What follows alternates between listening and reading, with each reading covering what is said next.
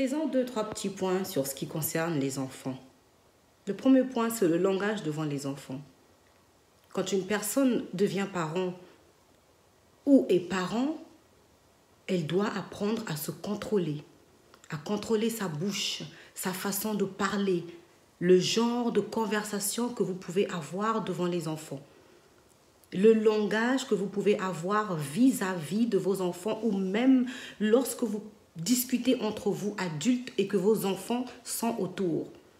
Les enfants donnent l'air de ne pas entendre, de ne pas écouter, de ne pas faire attention. Ils sont à côté, ils jouent. Mais détrompez-vous, ils sont très captifs à ce que les adultes disent autour d'eux. Ils vont le répéter sans se rendre compte. Ils enregistrent et ils le répètent. Les gros mots devant les enfants, les critiques devant les enfants, le mauvais langage devant les enfants. Il y a des parents qui sont très grossiers. Il y a des parents qui ont un langage très, très grossier. Les gros mots sortent. Les et les a, ça sort. Mais je suis désolée. Ton enfant va le répéter. Quel genre de parent tu vas passer? Tu vas passer pour quel genre de parent?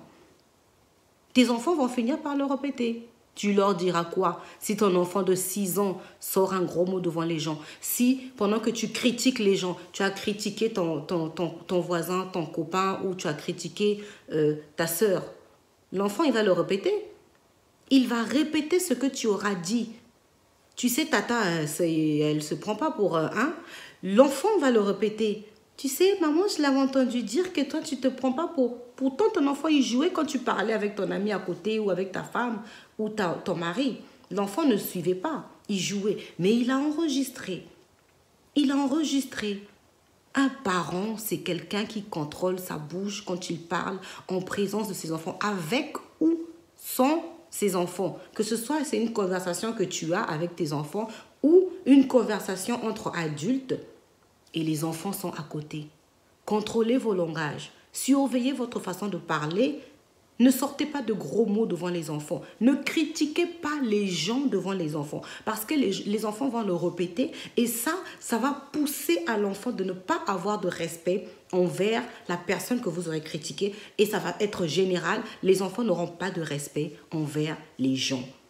Parce que vous, les parents, vous avez l'habitude de critiquer, de dire du mal des gens devant vos enfants. Ce n'est pas un bon exemple. Le deuxième point, ce sont les personnes qui, dans la rue, se permettent de donner à manger ou à boire à vos enfants. Ah, moi, je déteste ça. Ah, moi, je dis non. Moi, j'ai des enfants. On ne se permet pas de donner quelque chose à manger. Tu ouvres ton paquet de gâteaux, tu le sors, tu dis, non, ça ne se fait pas. Tu ouvres ton paquet de bonbons et puis tu commences à distribuer aux pauvres enfants que tu as trouvés. J'ai vu ça au parc. Beaucoup de gens le font dans les parcs. Même à l'arrêt de bus. À l'arrêt du métro, ok. Il est là, il ouvre son paquet de bonbons et puis commence à partager. Non. Non, ça ne se fait pas. Il y a des enfants qui font des allergies. Tu vas lui donner un bonbon. Peut-être qu'il est diabétique. Il y a des enfants qui sont allergiques aux fruits de coque. Maintenant, si toi, ton chips... Tes gâteaux, il y a l'huile d'arachide dedans. L'arachide, c'est un fruit à coque. Cet enfant qui va manger ton gâteau qui a été fait à base de l'huile d'arachide, une semaine, un jour, le soir même, l'enfant est aux urgences. On ne se permet pas de donner des choses aux enfants comme ça, sans permission des parents. Non, ils ne demandent pas les parents. Hein. Et madame, est-ce que je peux donner à votre enfant mon gâteau, un bonbon? Ça se demande.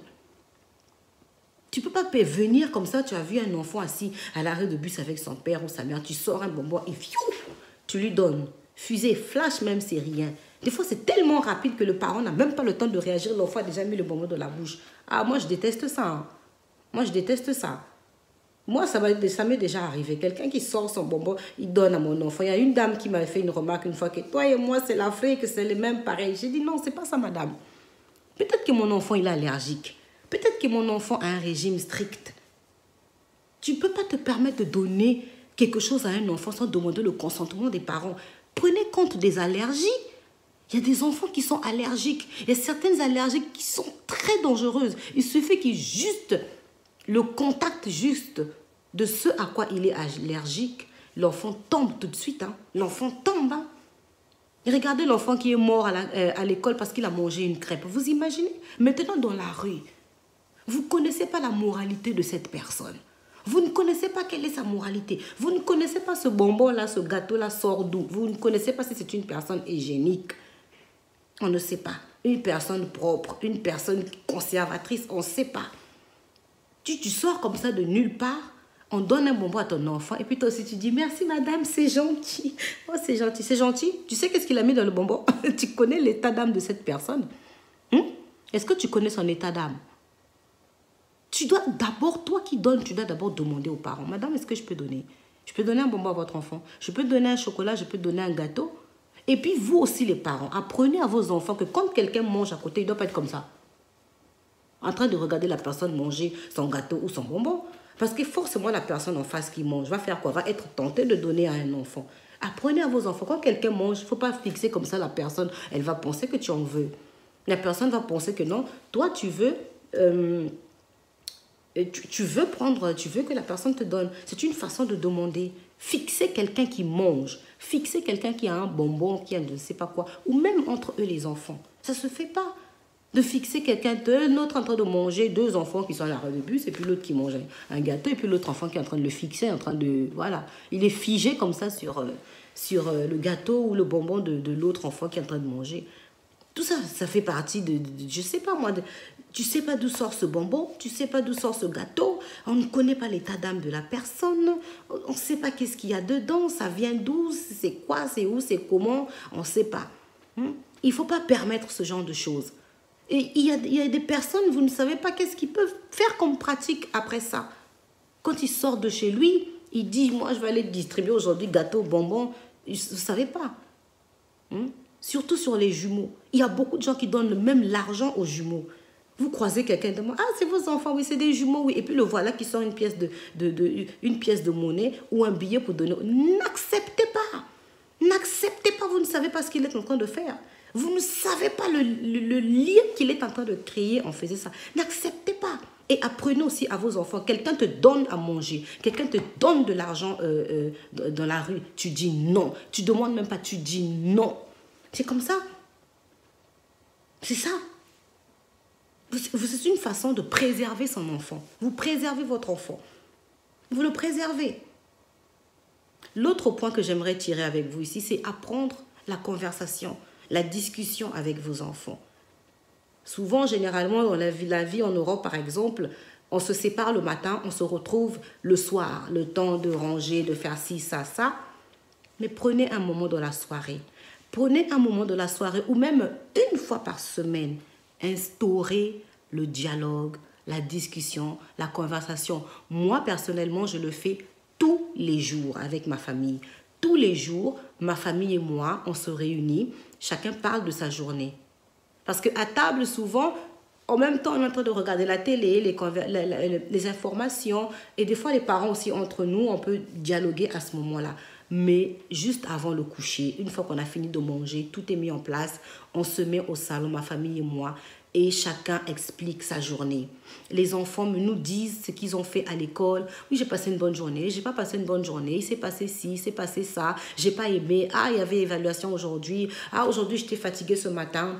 Et voilà, chacun à son tour explique sa journée et vous partagez ensemble. Ça permet de créer un lien très proche entre vous dans la famille. Ça permet aussi aux enfants d'apprendre à parler, apprendre à sortir ce qu'ils ont dans le cœur. Mais aussi l'importance de ça, c'est que ça vous permet à vous, les parents, de connaître, de savoir et de découvrir ce que vos enfants ont fait à l'école. Parce que des fois, l'enfant ne vient pas automatiquement vous dire ce qu'il a fait, ce qu'il a appris. C'est pourquoi il est important que tous les jours, franchement, si vous pouvez tous les jours, c'est le mieux parce que des fois, les enfants, ils oublient. Si il ne vous le dit pas le même jour, le lendemain, il peut vous le dire. Ou si vous avez l'habitude, il s'est passé un truc le lundi, Le lundi, il ne vous le dit pas. Le mardi va passer. Le mercredi, il peut s'en souvenir et vous dire.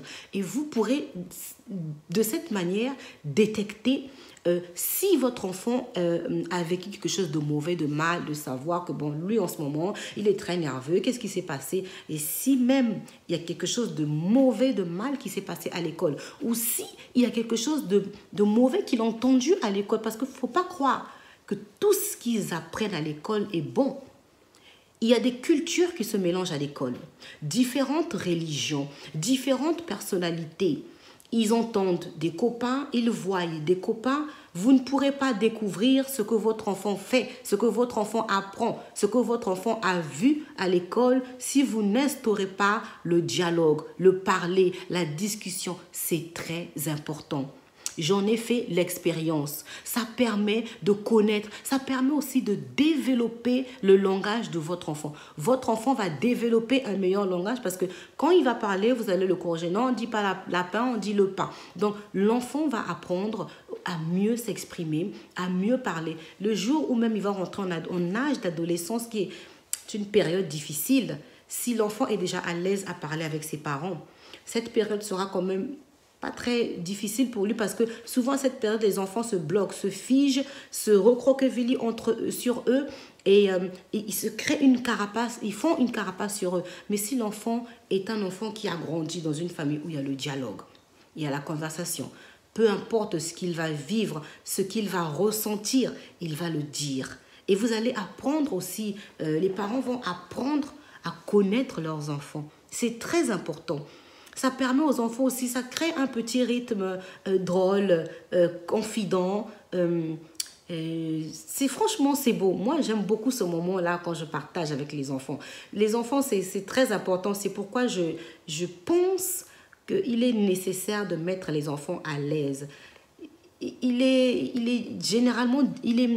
Comment je peux expliquer? C'est différent ici d'un enfant qui doit être corrigé, d'un enfant qui doit être grondé, puni, privé par rapport à un enfant, enfin par rapport à une relation où ça se passe bien, où l'enfant explique sa journée. Vous pouvez aussi à ce moment-là faire des remarques dans le calme quand la tension, la pression est retombée, la colère est retombée, discuter, dialoguer tranquillement, lui faire comprendre les choses, parler. En fait, les enfants sont plus captifs quand on parle dans le calme que lorsqu'on crie. Je vous encourage à le faire. C'est Mana Shania qui est toujours là pour vous. Je suis là pour des conseils, pour des soutiens. C'est très important. Très bonne continuation. Je sais que vous aimez ce que je dis. Merci beaucoup. Merci. À très bientôt. C'était Mana Shania.